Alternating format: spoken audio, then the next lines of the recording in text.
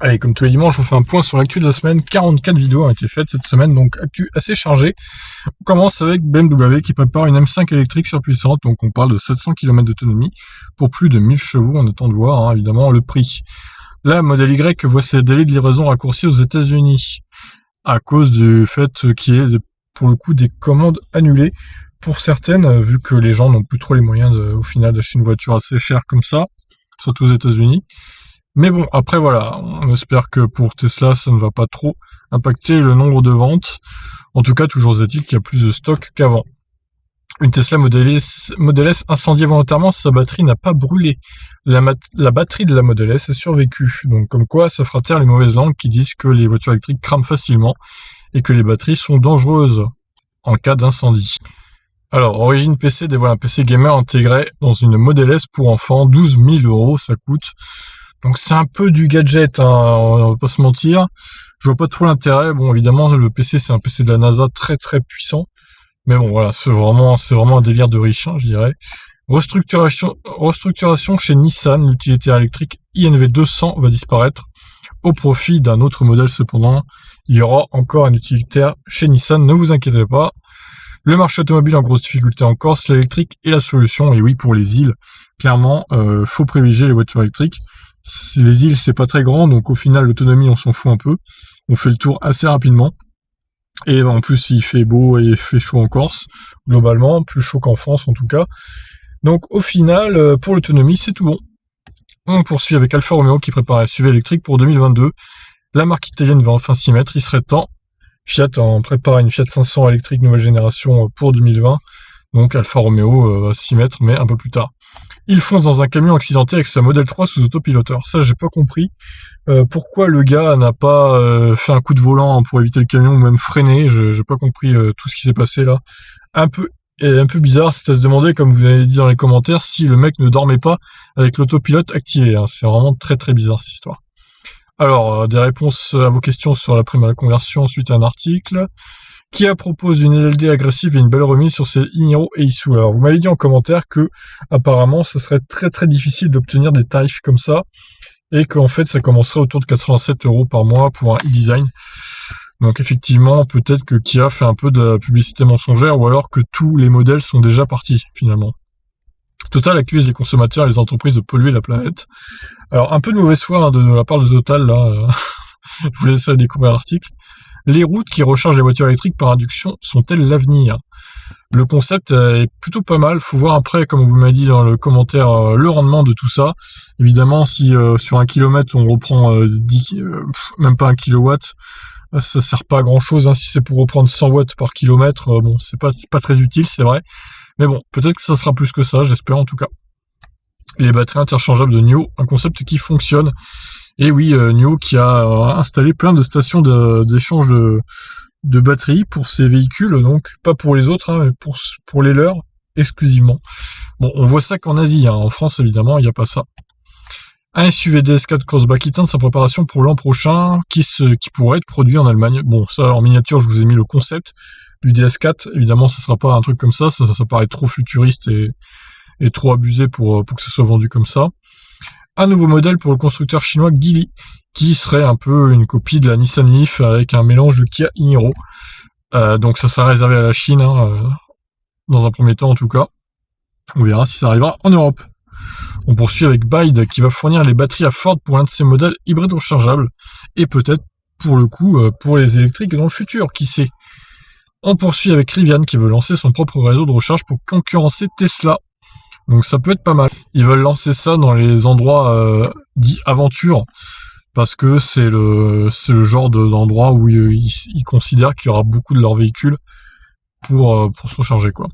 Renault propose une offre LLD pour sa Zoé. Alors j'ai mis pas si intéressant que ça par rapport à la concurrence, parce que oui, vous découvrirez dans l'article qu'au final le prix est un peu élevé encore. Les voitures électriques les moins chères avec bonus écologique et prime à la conversion, pas mal de modèles en dessous des 20 000, donc plusieurs articles à vous mettre sous la dent. Le Mitsubishi Outlander finalement éligible au bonus de 2000 €. Les règles ont été revues, donc le Mitsubishi Outlander peut bénéficier du petit bonus de 2000 € pour les hybrides rechargeables, alors qu'avant il n'était pas éligible. C'est toujours bon à prendre. Hausse des prix pour la gamme Peugeot 208, diesel, électrique et essence. Donc Peugeot, suite à l'annonce du gouvernement, augmente les prix de la i208 et des autres 208 d'ailleurs. C'est un peu abusé de faire ça, je trouve. L'écart se creuse avec la Zoé, du coup c'est un peu moyen. Polestar s'associe à Plug Surfing pour sa future Polestar 2. Donc pour permettre un rechargement des voitures plus simple de la part des gens qui vont changer leur voiture, quoi. Ils n'auront pas besoin d'avoir 36 000 badges. Et c'est pas mal, c'est pas plus mal. Citroën a mis une ristourne de presque 600 € pour les aides-soignants. Donc si vous êtes aide-soignant et que vous souhaitez avoir une Citroën Ami, pourquoi pas, 600 € de moins, c'est toujours bon à prendre. On poursuit avec Sono Motors qui développe une appli pour faciliter l'autopartage. Donc voilà, Sono Motors, au lieu de s'occuper de leur voiture électrique, ils préfèrent développer des applis. Alors je suis mauvaise langue, hein, peut-être qu'ils la préparent en coulisses leur voiture, mais bon, on n'a plus de news depuis 6 mois, là, c'est un peu inquiétant. Il y a 53 millions d'euros qui ont été récoltés, et puis on ne sait pas comment l'argent a été utilisé, si cette voiture va vraiment sortir. En tout cas, ils ont fait une appli pour faciliter l'autopartage. On espère pour eux que ça va bien se passer. Fiat veut forcer le mode 100% électrique sur ses hybrides rechargeables en ville. Donc ça, c'est pas une mauvaise idée, même si moi perso, si j'avais une hybride rechargeable, je mettrais tout le temps le mode électrique en ville, hein, ça paraît logique. C'est là où c'est le plus efficace. Dyson dévoile de nouvelles images et vidéos de son SUV électrique abandonné. Un SUV 7 places au nom de code N526 à 0 à 100 en 4 secondes 8, 1000 km d'autonomie, 2 tonnes sur la balance. Et donc des nouvelles vidéos et images à vous mettre sous la dent. Bon, évidemment, ça ne sert à rien, hein, puisque le Dyson SUV ne sera pas produit, ce qui est un peu dommage, mais bon, en même temps, avec un prix de 150 000 € minimum, ça aurait pas été à la portée de tout le monde. Alors, il tente de recharger sa Model 3 avec des panneaux solaires Wish. Donc ça c'est magnifique, hein. Encore une fois une invention Made in America. L'Allemagne double son bonus écologique et baisse la TVA pour les voitures électriques. Alors 3% de baisse et bonus de écologique doublé, donc 6 000 € maintenant, et 3% de baisse de la TVA, donc c'est toujours bon à prendre, hein. En France on n'a plus d'écho de la baisse de TVA, pour l'instant du moins. L'Allemagne exige une station de recharge rapide dans chaque station-service, ça c'est pas mal. Il faudrait la même chose en France. Il faudrait 2-3 stations de recharge rapide par station-service. Ça faciliterait l'électrique. Vente en Europe, les voitures électriques résistent un peu mieux à la crise. Donc ça, on le savait, hein, les ventes de voitures électriques ne sont pas si minables par rapport aux voitures thermiques en ce moment. Une usine de recyclage de batteries va voir le jour en Norvège. Northvolt va s'y coller. Il faut bien ça, oui, vu le nombre de voitures électriques. Citroën lance une promo de sa vieillissante C0, bon, des tarifs ahurissants. Pour le coup, je vous conseille pas du tout cette promo. Nissan fait à son tour une promo pour sa Leaf 2 de 40 kWh, et comme j'ai mis, la Leaf 2 de 62 kWh est toujours oubliée. Pas de promo, hein, toujours pas de promo pour cette voiture. Elon Musk tacle Jeff Bezos sur Twitter. Il veut qu'Amazon soit brisé, donc nouvelle déclaration choc sur Twitter d'Elon Musk. Alors, une news climat, donc le mois de mai le plus chaud, enregistré 0,7 degrés au-dessus de la normale. Alors, j'ai fait une vidéo sur mon Kona.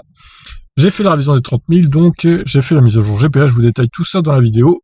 Et mon bruit a disparu, là je l'ai repris encore aujourd'hui, j'ai plus de bruit. Même quand je roule en ligne droite sur les bosses, j'ai plus de bruit. Alors je comprends pas, c'est vraiment très bizarre cette histoire, je surveillerai si ça revient ou pas, mais bon, pour l'instant je touche du bois, il n'y a pas de bruit, donc espérons que ça tienne bon. Alors, les annonces sur le Bon Coin du samedi, toujours. J'ai vu 3 VE chinois de la marque Changan qui sont dans une concession du 44. J'étais assez étonné de voir 3 voitures chinoises un peu inconnues importées comme ça. Elles ont pas l'air mal, en plus, une autonomie correcte, 300 et quelques kilomètres, pour avoir plus pour la dernière, la plus chère, là. Et une puissance de 150 chevaux, il me semble, donc c'est pas si mal. J'aurais bien les tester ces voitures, mais bon, elles sont un peu loin de chez moi, vers Nantes, ça fait un peu loin quand même. Bientôt une version grande autonomie du MGZS EV. Donc ça sera en préparation, mais pas avant 2022. On parle de 500 km d'autonomie. Un comparatif des différences entre le Tesla X et le Tesla Y. Donc lequel préférez-vous? L'utilitaire Fiat Ducato va avoir droit à sa version électrique jusqu'à 360 km d'autonomie. Alors pour un si gros engin, c'est quand même pas mal. Niveau autonomie, ils n'ont pas fait semblant sur la batterie, contrairement aux autres utilitaires. Donc c'est bien de la part de Fiat, il faut reconnaître ça. Lordstown Endurance, un nouveau pick-up électrique en préparation pour les États-Unis exclusivement pour l'instant, forcément, c'est le paradis du pick-up là-bas.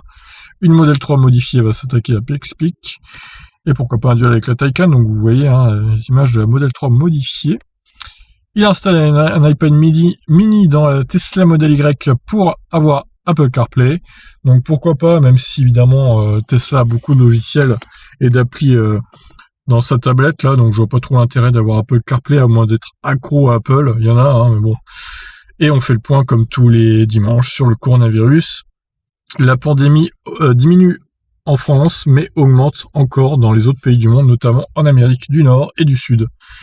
Voilà, beaucoup de vidéos cette semaine, beaucoup d'actu. J'espère que cette semaine d'actu vous a plu, et on se retrouve dès demain lundi pour une nouvelle semaine toujours plus électrisante. Voilà, j'espère que ça vous a plu, n'hésitez pas à commenter, à liker, et tout ça. Voilà, je vous laisse, allez ciao, bonne fin de week-end.